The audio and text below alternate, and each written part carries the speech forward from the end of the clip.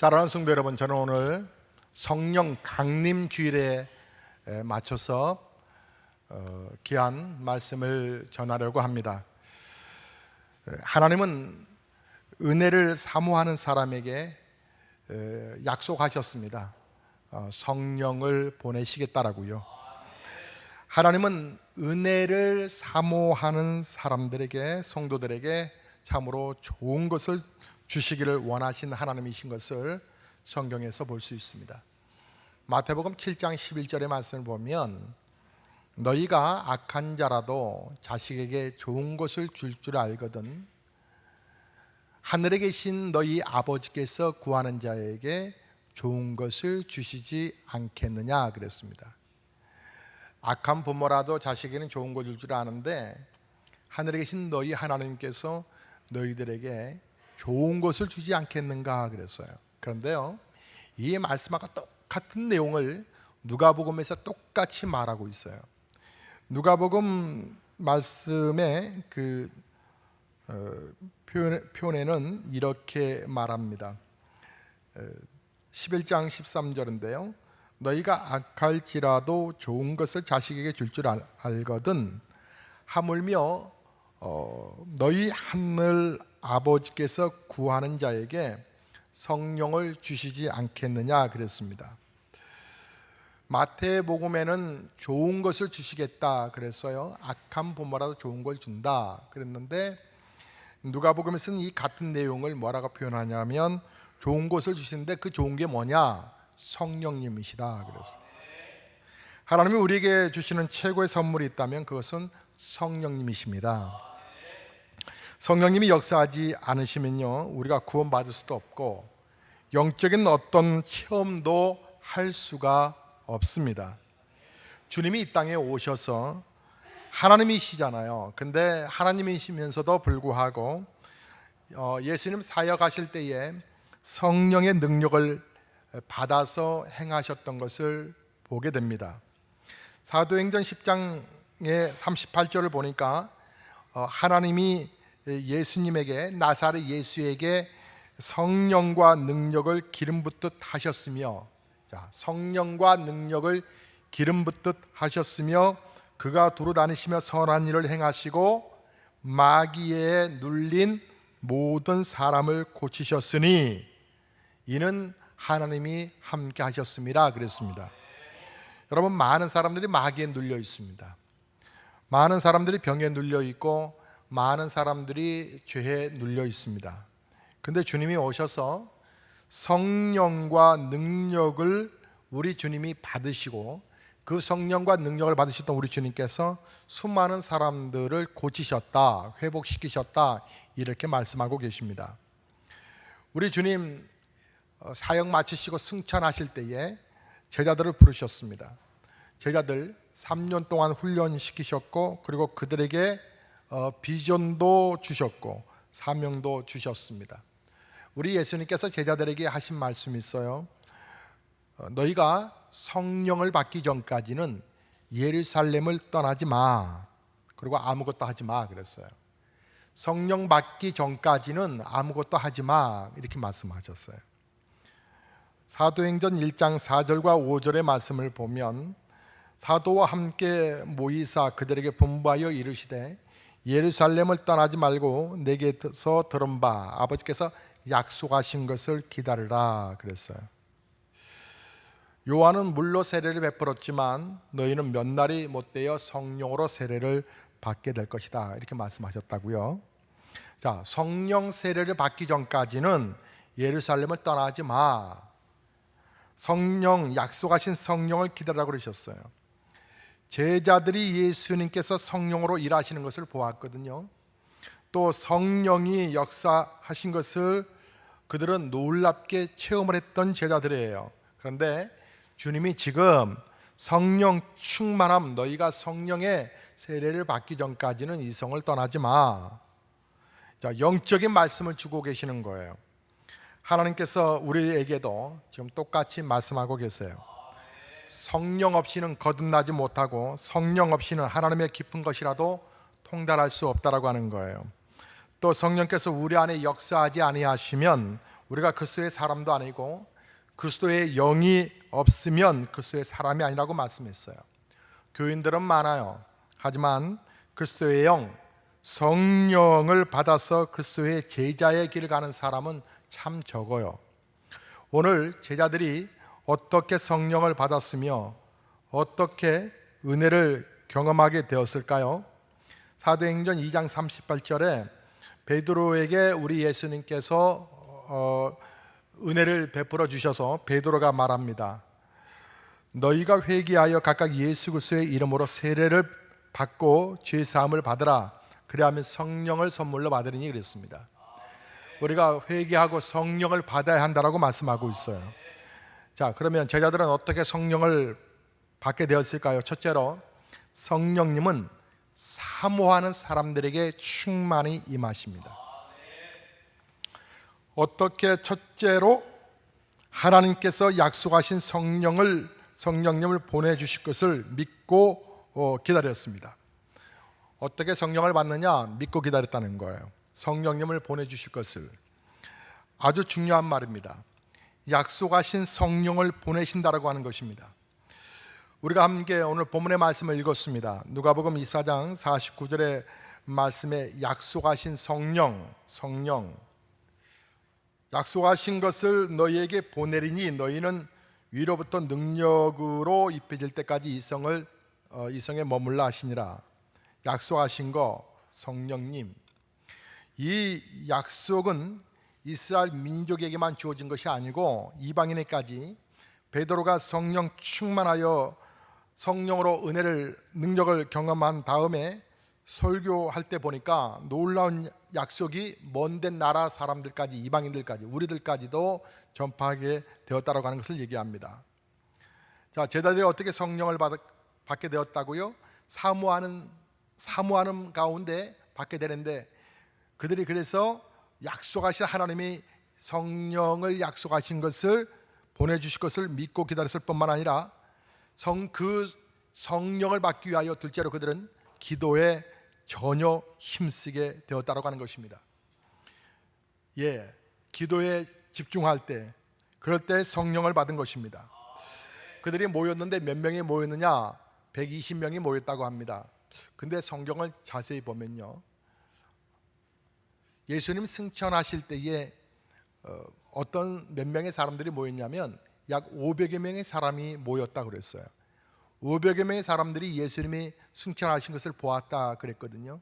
근데 예수님께서 승천하시기 전에 하신 말씀에 너희가 성령 받기 전에는 이 성을 떠나면 안 돼, 떠나지 마라, 이렇게 말씀을 하셨다고요. 근데 마가의 다락방에는 몇 명이 모이냐면 120명이 모여요. 그러니까 많은 사람들이 예수님의 말씀을 업신여겼어요. 많은 사람들이 예수님의 말씀을 그냥 우습게 여겼다고요. 그냥 넘어갔다고요. 모인 사람은 120명이에요. 120명이 모여서 집중해서 기도하고 있습니다. 그들이 기도 제목 붙들었던 건 한 가지예요. 그 한 가지가 뭘까요? 성령 충만함을 받기 위해서, 성령 받기 위해서 그들이 아주 집중력 있는 기도를 드립니다. 여러분, 성령을 받기 위해서 얼마나 그들이 간절히 기도했는지 몰라요. 집중기도의 놀라운 능력, 합심기도의 놀라운 능력이 나타나기 시작합니다. 때론 우리가 기도 제목이 너무나 많다 보니까 산만하게 기도할 때가 많아요. 그런데 그렇게 기도하고도 오히려 마음이 시원치가 않아요. 그것은 집중적인 기도가 부족했기 때문에 그래요. 여러분, 야곱을 보십시오. 복을 줄 때까지 저는 떠나지 않겠습니다. 당신을 보낼 수가 없습니다. 환도뼈가 부러질 때까지 그는 집중해서 복 달라고 기도합니다. 여러분, 엘리야를 보십시오. 하나님, 불을 주십시오. 불을 주십시오. 간절히 그가 기도합니다. 불 받았습니다. 그리고 3년 6개월 다음에 비를 내려주십시오. 비를 내려주십시오. 그는 아주 집중적으로 기도합니다. 지금 제자들은 120명이 모여서 성령님의 은혜를 내려달라고 간절히 기도합니다. 기도하는 법을 가르쳐 준 것이죠. 세 번째, 응답 받을 때까지 기다리며 기도했습니다. 하나님이 기도의 분량을 채우며 기도했던 것입니다. 오순절 날이 이름에 성령이 임하셨다라고 말합니다. 때가 찼다라고 하는 것입니다. 놀라운 말씀이 아닐 수 없습니다. 우리가 기도할 때 기도하다가 중간에 멈추는데 그것은 기도의 양을 채워야 한다고 하는 것을 인식하지 못했기 때문에 그렇습니다. 기도의 양을 채우지 못하니 기도 응답을 못 받을 수밖에 없지요. 우리는 가끔 보면은 기도하긴 하는데 정말 기도의 양을 채우지 못하고 포기해 버릴 때가 있습니다. 조금 하다가 며칠 하다가 중단해 버리고 맙니다. 이 하나님의 역사를 보면 일정한 양을 채울 때 그때부터 역사하는 겁니다. 여러분, 물이 90도에 얼마나 뜨거운지 모릅니다. 99도에도 얼마나 뜨거운지 모릅니다. 그러나 100도가 되어야 물이 끓는다는 사실을 아시죠? 100도가 되기 전까지는 물이 뜨거울지언정 끓지는 않습니다. 100도가 되어야 물이 끓어 음식을 조리할 수 있습니다. 기도도 양이 차야 되고 때가 차야 되는데 그들은 집중해서 기도했고 그 오순절 날이 이를 때까지 간절히 기도했던 것을 볼 수 있습니다. 넷째로 성령님은 충만히 받을 때까지 기다리며 기도했다고 하는 것입니다. 그게 충만하다는 거예요. 은혜 가운데서도 큰 은혜가 있습니다. 여러분, 작은 은혜에 만족하지 마세요. 능력도 큰 능력이 있다고요. 복도 큰 복이 있다고요. 아브라함이 이삭을 바쳤을 때 하나님께서 아브라함에게 나타나셔서 내가 내게 큰 복을 주고 이렇게 말씀하셨어요. 똑같은 복이 아니라 큰 복이 있다고 하는 거예요. 도움도요, 큰 도움이 있어요. 여호와는 곧 나의 도움이시니 그랬어요. 환난 중에 만날 큰 도움이라 이렇게 말을 했어요. 큰 도움이 있고 큰 능력이 있다고 하는 거예요. 성령 받을 때도 충만히 받아야 한다고 하는 거예요. 예수님은 조금 받은 게 아니에요. 예수님께서는 은혜와 진리가 충만했다고 합니다. 예수님이 충만하시니까 제자들에게 그 충만함을 나눠줄 수 있었던 것입니다. 요한복음 1장 16절의 말씀을 보니까 우리가 다 그의 충만한 데서 받으니 은혜 위에 은혜더라. 예수님이 충만하셔서 충만한 것을 받았다라고 하는 얘기인 것입니다. 은혜 위에 은혜, 이것은 은혜의 뭐예요? 연속이라고 하는 것입니다. 야벳의 기도처럼 복 중에 복을, 은혜 위에 은혜, 즉 충만한 것이라 이 말이죠. 왜 교회가 은혜가 충만하고 사랑이 충만하고 말씀이 충만하고 왜 그래야 할까요? 말씀이 충만케 하는 능력, 그 능력, 우리만 겨우 만족할 정도가 아니라, 우리 교회만 행복하는 교회가 아니라 그 정도 가지고는 안 되고 우리가 더 넘치도록 은혜와 복을 받아서 나눠줄 수 있는 그런 교회, 그런 성도의 삶. 여러분이 혼자 살기도 힘든데 남을 어떻게 돕느냐고요? 그러니까 능력을 받아야 된다고 하는 것이죠. 그런데 하나님께로부터 넘치도록 은혜를 정말 우리가 공급 못 받아서 그렇지, 공급 받았다면 그 공급받은 것이 얼마나 감격스러운지 막 나눠주고 싶은 거예요. 에베소서 1장 22절과 23절의 말씀을 보니까 또 만물을 그의 발 아래 복종하게 하시고 그를 만물 위에 교회의 머리로 삼으셨느니라. 교회는 그의 몸이니 만물 안에서 만물을 충만하게 하시는 이에 충만함이니라 그랬습니다. 그래서 교회는 나누고 베풀게 하기 위해서 교회 스스로가 능력을 공급받아야 한다고 하는 것이죠. 교회가 겨우 교회 스스로 자립하기 위해서만 존재한다면 슬픈 일이에요. 나눠줄 수 있는 교회, 베풀 수 있는 교회가 참 얼마나 좋겠습니까? 복도요 많이 받아야 나눌 수 있는 것이기 때문에 교회도 하나님의 놀라운 복을 많이 받아야 되는 줄로 믿습니다. 그러기 위해서는 어때요? 성령 충만함을 받아야 되겠죠. 성령 충만함을 받으면 그러면 어떤 축복이 있느냐는 거예요. 큰 두 번째, 성령님이 임하시면 능력을 받게 되는 것입니다.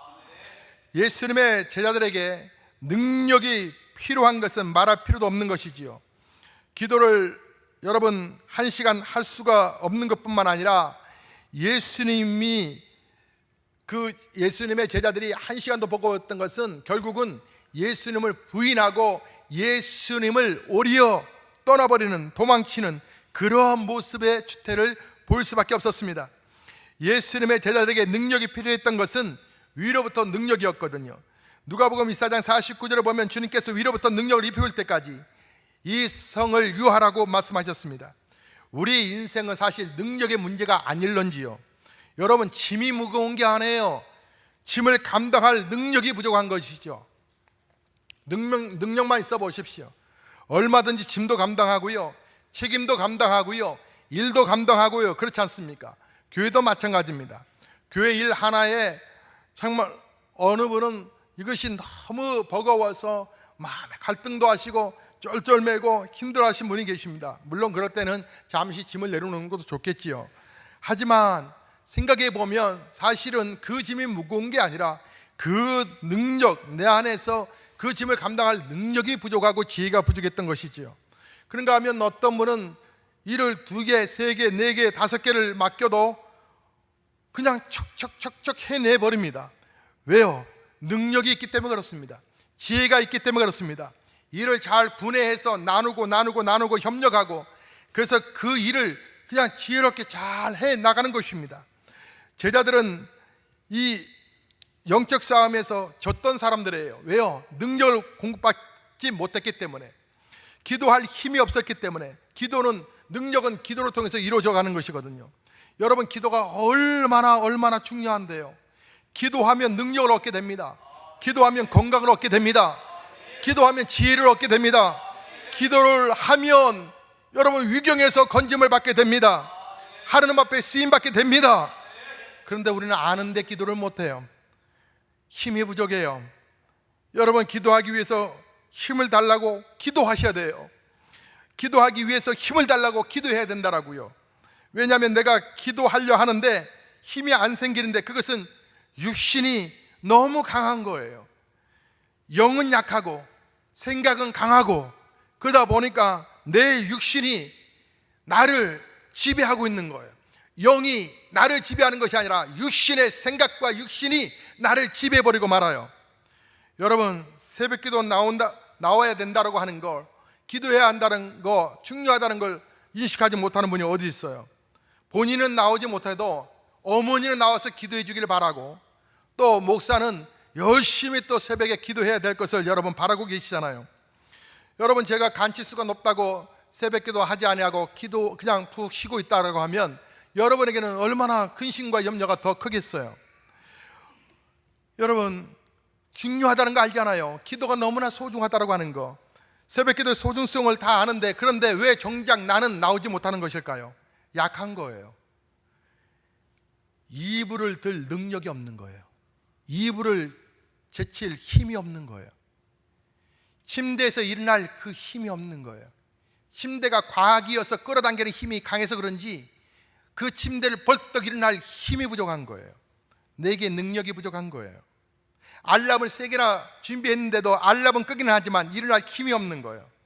여러분, 이게요, 기도하는 게 어떤 분은 습관이라고 하는데, 습관을 잡히기 전까지는, 이 영적 습관을 잡히기 전까지는 이 육신이 나를 누르는 것이 얼마나 강한지 몰라요. 힘이 없는 거예요. 능력이 부족하기 때문에 그런 거예요. 하나님이 은혜를 주셔야 하는 것인데 기도를 사모하여야 능력이 많은 거예요. 기도 가운데 기회가 주어지는 거예요.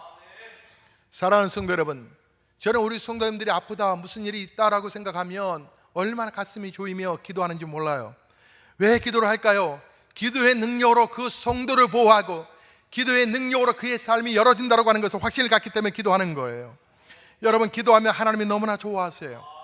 기도하고 성령 받게 되면 여러분 어떤 능력이 임하게 되는 것일까요? 많은 능력이 임하게 되는데 그 가운데 몇 가지만 말씀드릴게요. 첫째로, 성령님의 능력은 뛰어넘는 능력이에요. 보세요, 제자들이 성령을 받으니까 예루살렘도 뛰어넘고 유대도 뛰어넘고 땅끝까지 달려가잖아요. 사도행전 1장 8절을 여러분 보세요. 다 함께 읽어보실까요? 오직 성령이 너희에게 임하시면 너희가 권능을 받고 예루살렘과 온 유대와 사마리아와 땅끝까지 이르러 내 증인이 되리라 하시니라. 뛰어넘어 가야 한다라고요. 여러분, 기도도요, 뛰어넘으셔야 돼요. 겨우 자기 식구들, 그 식구들 안에 머물러 기도하면 안 돼요. 우리 남편 잘 되게 해주세요. 우리 남편 속 썩이지 않게 해주세요. 우리 아이들 잘 되게 해주세요. 우리 아이들 공부 잘하게 해주세요. 성공하게 해주세요. 끝! 그러면 안 된다고요. 그 다음을 넘어가야 된단 말이죠. 교회를 축복해 주시고 고양시 땅을 축복해 주시고 이 지역의 수십 만의 영혼들을 축복해 주시고 우리 목사님을 축복해 주시고 계속 뛰어넘어가야 하는 거예요. 여러분, 육신의 한계도 뛰어넘을 줄 알으셔야 돼요. 여러분, 사도 바울은 육신의 한계, 질병으로 고생했던 사람이에요. 하지만 그런 육신의 한계를 뛰어넘어서 하나님의 복음을 전하는 것들 앞에서는 그는 중단하지는 않았어요. 우리는 육신의 한계를 뛰어넘게 달라고, 능력을 내달라고 자꾸 기도해야 한다고 하는 거예요. 늘 몸이 약해서 새벽기도 나올 수가 없고 금요기도 나오기가 벅차고 당뇨가 있고 없고 혈압이 높고 낮고 언제나 심장이 약하고 강하고 뭐 이러저러한 일들 여러 가지 핑계를 자꾸 대면서 육신 속에 매여 있으면 계속적으로 질병 속에 끌려다니다가 결국 죽어요. 여러분, 육신도 뛰어넘어야 돼요. 하나님께서 주시는 그 힘 가지고 성령님 역사해 주셔서 나의 육신의 한계를 뛰어넘게 해달라고 여러분 기도하셔야 돼요. 어떤 분은 과거에 매여 있어요. 과거를 못 뛰어넘어요. 과거의 상처, 과거에 매인 그 아픔에서 뛰어넘지 못하고 계속적으로 매여 있고 매사의 모든 것들을 그 과거로 자꾸 끌어당겨요. 자꾸 연결시켜요. 그래서 그 과거 속에서 계속 상처 속에 충만해 있어요. 여러분, 이제 매듭을 짓고 새 소망을 품고 뛰어넘으셔야 하는 거예요. 예수님을 보세요. 얼마나 상처투성이셨습니까? 사랑하는 사람들로부터 배신과 아픔을 끝없이 얼마나 그분이 당하셨는지 몰라요. 우리 예수님 그 수많은 사람들, 병든 자들 밤을 새워 가시면서 고쳐주시고 그 배고픈 자들 배불리 먹여주시고 상처 있는 사람들 싸매주시고 다들 돌팔매질 할 때 뛰어가서 그를 보호해 주시고 심지어는 3년간이나 한솥밥 먹고 동고동락했던 제자들마저 예수님을 팔아먹고 30년에 팔아먹고 예수님을 모른다 하고 다 도망가버리고 버거우니까 다 떠나버리고 그리고 이제 심지어는 예수님의 면전 앞에서 모른다라고 저주할 뿐만 아니라 예수님을 욕했던 제자들, 그런데 예수님 다 도망가버린 그들을 향하여서 하나님 앞에 기도하잖아요. 하나님, 저들을 용서해달라고. 저들을 하나님 저주하지 않기를 바라는 마음으로 저들을 받아달라고 용서하시는 우리 주님의 기도가 있잖아요. 여러분, 상처를 뛰어넘으셔야 되는 거예요. 장애물을 만나면 그 장애물을 뛰어넘으셔야 되는 거예요. 여러분, 이게 우리 힘이 아니라 성령님의 힘으로 할 수 있는 거예요. 그렇기 때문에 성령의 충만함을 받아야 한다고 하는 것입니다. 여러분, 여러분의 한계를 생각할 것인가? 여러분 한계 속에 여러분 스스로 갇혀놓을 것인가? 여러분이 그어놓은 그 한계 속에 나는 더 이상 뛰어넘지 못한다라고 여러분 포기해버릴 것인가? 아니면 하나님의 성령의 능력을 인정할 것인가? 여러분의 운명이 여기에 달려있을 거예요. 두 번째, 성령님의 능력은 우리를 새로운 차원으로 들어가게 하는 능력인 것입니다. 새로운 차원이라고 하는 거예요. 여러분, 요셉을 보세요. 하나님의 능력을 받으니까 새로운 세계로 들어가잖아요. 보세요. 하나님께서 어떤 일정한 단계에서 그 다음에 단계로 뛰어넘게 하려면 반드시 통과해야 될 게 있어요. 그게 뭐냐면 시험이라고 하는 거예요.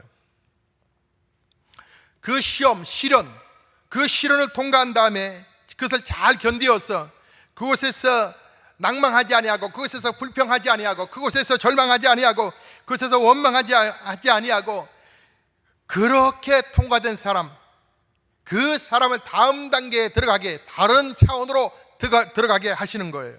하지만 그 단계에서 머물러 있는 사람에게는 아무것도 역사가 나타나지 않아요. 여러분, 10명의 이스라엘의 정탐꾼이 들어가야 할 가나안 땅을 바라보고 얼마나 낙심하고 걱정하고 정말 원망하고 포기해버렸는지 몰라요. 이 악소문이 얼마나 급속도로 퍼져가는지 사람들이 다 함께 땅을 치며 통곡하고 다 원망을 했어요. 소망이 없다고 하는 것이죠.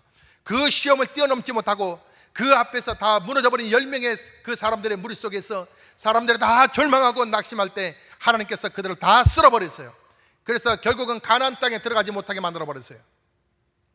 하지만 그 1단계에 머무르지 아니하고 그 똑같은 광경을 보았지만 하나님은 살아계신다라고 하는 확신과 믿음을 갖고서 기도했던 여호수아와 갈렙은 그 단계를 뛰어넘으니, 그 시험을 뛰어넘으니 그들은 가나안 땅이라고 하는 놀라운 땅에 그들은 들어갈 수 있게 되었어요. 여러분, 하나님의 능력을 받게 되면 그 다음 단계로 가게 되는 거예요. 수많은 사람들이 1단계에 머무르고 말아요. 거의 초보적인 그 단계 속에서 그냥 그렇게 살다가, 그렇지, 하나님 믿는 게 그렇지, 기도하는 게 그렇지, 뭐 봉사해도 그렇지, 중송해도 그렇지, 그 단계 속에서 머무르고 말아요. 한번 뛰어넘어야 되는데 그것을 뛰어넘지 못하여, 한번 시험 는 거 가지고 계속 그것에 머물러 있어서 뛰어넘지 못하는 거예요. 여러분, 요셉을 보세요. 요셉이 형들의 미움을 사서 죽을 뻔했어요. 구덩이에 던져져서 짐승의 밥이 되거나 굶어서 죽을 뻔했는데, 다행스럽게도 장사꾼들에게 발견되고 장사꾼들에게 팔림이 되어서 그런 그 예급으로 끌려 들어가요. 그때 얼마나 슬펐을까. 종이니까 팔 묶여가지고 그 낙타 뒤에서 걸어가는 그 인생길이 얼마나 힘들었을까. 그 종로로 타면서 그가 받은 상처가 또 얼마나 컸겠어요. 결국은 그는 또 오해를 받아서 감옥까지 들어가게 됩니다. 그러나 하나님의 은혜가 늘 그에게 임했었던 거거든요. 성령님의 은혜가 함께 있었던 것이었습니다. 그는 그 감옥에서 그래서 그 한 단계를 뛰어넘습니다. 결국은 그는 국무총리가 됩니다. 그는 이 보디발의 가정의 총무였다라고 말합니다. 가정의 총무에서 나라를 다스리는 총리로 신분이 확 바뀌어버렸어요. 동네에서 조기축구했던 사람이 이 월드컵에 나가는 마치 국가대표 선수가 된 것처럼 완전히 신분이 바뀌어버렸어요. 창세기에서 41장 39절과 40절을 보니까 바로가 그 신하들에게 말하는 거예요. 요셉을 보고서 하는 얘기예요. 요셉에게 이르되 하나님이 이 모든 것을 내게 보이셨으니 너와 같이 명철하고 지혜 있는 자가 없도다. 근데 그 앞에 이와 같이 하나님의 신이 감동한 사람을 우리가 어찌 얻을 수 있으리요 하고, 하나님의 신에 감동된 사람이라. 누가요? 요셉이요. 하나님의 신에 감동되다 보니까 그의 차원이 완전히 다른 차원으로 살아가게 되었어요. 우리는 뭐 이렇게 핑계대는 게 많아요. 힘들었어요, 어려웠어요, 제가 갖고 있는 게 없고요, 제가 무식해서요, 뭐해요, 바빠서요, 힘들어요. 그런데 여러분, 요셉을 조명해 보세요. 요셉이 학력이 있었나요? 요셉의 신분이 있었습니까? 고아와 같았던 사람, 요셉이 무슨 빽이 있었겠어요? 아무것도 없었어요. 그러나 시련 중에 그런 하나님을 의지했던 사람이에요. 성령을 받았던 사람이에요. 그래서 그는 하나님의 능력을 통해서 그 한 단계를 뛰어넘었던 것이죠. 모세도 마찬가지였었어요. 광야 40년 동안에 그는 아무것도 할 수 없었던 사람이에요. 근데 하나님의 신이 그에게 임하셨어요. 그를 민족의 지도자로 세워가시잖아요. 여호수아는 모세의 종으로 40년을 그렇게 보냈어요. 그러나 성령의 신이 그와 늘 함께 있었어요. 그래서 가나안 땅을 정복하게 되는 놀라운 한 단계를 뛰어넘게 되었던 것이죠. 여러분, 다윗을 보세요. 다윗은 그냥 가난한 집안의 목동이었었어요. 그러나 하나님께서 그를 축복하잖아요. 이 다윗을 축복하니까 그가 하나님의 영을 받아서 놀라운 다음 단계로 그가 펄쩍 뛰지 않습니까? 사무엘상 16장 13절의 말씀을 보니까 사무엘이 기름불을 취하여 그 형제 중에서 그에게 부었더니, 누구요? 다윗에게 부었더니 그날 이후로 다윗이 여호와의 영에게 크게 감동되니라. 여호와의 영, 하나님의 신이 그를 크게 감동되어서 그를 하나님께서 쓰시는데요, 그날부터 그가 바뀌어요. 골리앗 장군을 쓰러뜨립니다. 정말 그리고 이스라엘의 장군이 되고요. 물론 여러 가지 시험, 시련, 고통, 배신 다 당하지요. 그런데 그것을 뛰어넘어요. 그리고 그는 나중에 왕으로 올라갑니다. 그는요, 어떤 상황에서도 불평하지 않아요. 그는 어떤 상황에서도 감사해요. 그는 어떤 상황에서도 복수하지 않아요. 그는 어떤 상황에서도 용서하고, 정말 디멘션이 다른 거예요. 차원이 다른 거예요. 복수의 칼을 가는 사람하고 오히려 자기 자신을 돌아보고 다시 힘을 비추갈 수 있는 사람, 그 사람이 더 소중한 건 아닐런지요.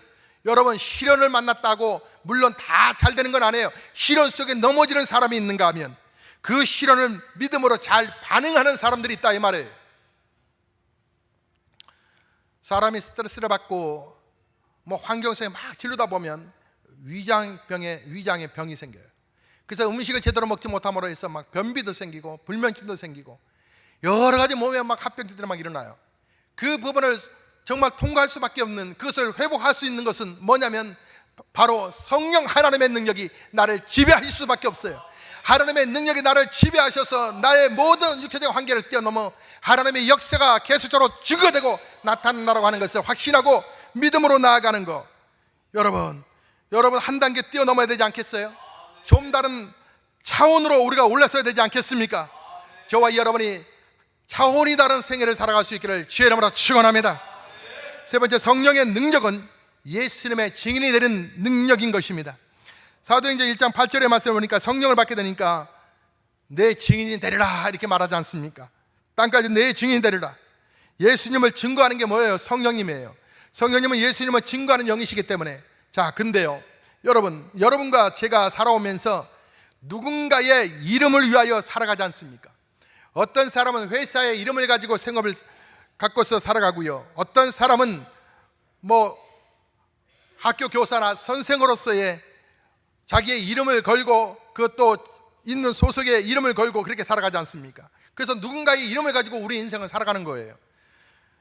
여러분, 사람은 누군가의 이름을 그래서 결국은 증거하며 살아갈 수밖에 없는 존재들인데, 그런데 여러분이 믿었던 회사가, 여러분이 증거했던 그 회사가 여러분이 지켜주나요? 아니에요. 그렇지 않아요. 여러분이 쓸만하니까 여러분은 쓰는 것뿐이에요. 여러분을 도와주는 거예요. 돈을 주는 것뿐이에요. 여러분이 만약에 능력이 없다고 하면 그냥 버려지는 거예요. 그냥 버려지는 거예요. 사람이 도와주는 것 같지만 도와주는 그 기간은 길지 않아요.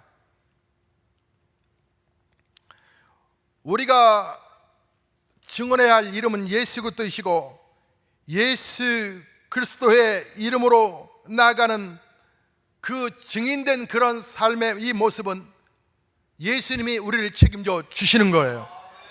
하나님을 신뢰한다고 하는 것, 그 신뢰한다고 하는 것이 하나님이 나를 축복해 주시는 통로라고 하는 것이죠. 오로지 그래서 우리가 신뢰할 분은 하나님밖에 없는 거예요. 스티븐 잡스는 이 애플사를 창립하기도 했지만 애플을 위해서 살아왔어요. 애플을 위해서 그는 몸부림쳤어요. 얼마나 헌신하고 몸부림쳤는지 암병이 생겼어요. 결국은 그는 일찍 죽었어요. 하지만 이 스티븐 잡슨에게 애플사가 그에게 영생을 제공했나요? 영원한 생명을 그에게 허락했나요? 아니에요. 그냥 끝나버린 거예요. 그런데 우리가 증거하는 예수는 누구신가요? 우리의 생애를 책임져 주시는 분이신 거예요. 우리의 영혼을 책임져 주시는 분이신 거예요. 성령님은 육된 사람이 되게 하신다고 하는 것이죠. 여러분, 이제 마무리합니다. 하나님의 놀라운 은혜 속에 여러분 더 깊이 들어가야 되지 않겠어요? 요한복음 6장 63절의 말씀을 보면 이렇게 말씀하셨어요. 살리는 것은 영이니 육은 무익하니라. 내가 너희에게 이런 말은 영이요 생명이라 그랬어요. 성령께서 우리를 살리신다고 하는 거예요. 우리가 어디서 무엇을 의지해야 할까요? 성령을 의지하려면 우리는 순종해야 하는 거예요. 사도행전 5장 32절의 말씀을 보면 이렇게 말씀하셨지요. 우리는 이 일의 증인이요 하나님이 자기에게 순종하는 사람들에게 주신 성령도 그러하니라 그랬습니다. 순종하는 사람에게 역사한다고 하는 거예요. 순종하는 사람에게 능력을 베풀어 준다는 거예요. 심지어는 성령께 순종하면 자녀들도 복을 받게 된다고 하는 거예요. 여러분 자녀들이 문제가 있으면 빨리 여러분 회개하세요. 여러분이 기도가 부족했을지 몰라요. 성령께 완전히 순종하지 못해서 그럴 수도 있어요. 이사야서 44장 3절의 말씀을 보면 이렇게 말씀하셨습니다. 너희 목마른 자들에게 자에게 물을 주며 마른 땅에 시내가 흐르게 하여 나의 영을 내 자손에게 나의 복을 내 후손에게 부어주리니 그러셨어요. 하나님께서 자녀들에게 복을, 자녀들까지도 복을 주시겠다고 하는 거예요. 내가 성령에 충만하면 하나님의 그 은혜의 복이 유통된다고 하는 얘기예요. 놀라운 축복이잖아요. 교회도 축복하셨다는 것 아닙니까? 교회가 성령을 받으니까 교회 믿음의 숫자가 늘어난다고 하는 거예요.